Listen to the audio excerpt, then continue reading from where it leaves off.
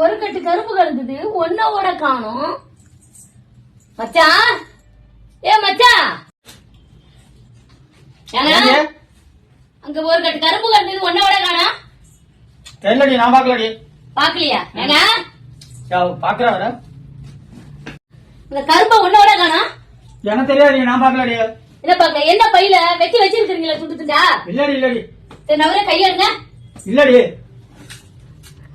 என்னடா இது? அப்ப ஒரு கட்டு கரும்பு இல்லதான் இருக்கா? அடப்பாவி, இது வாயா இல்ல மிஷினா?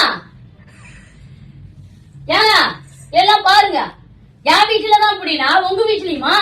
நல்லா பாருங்க.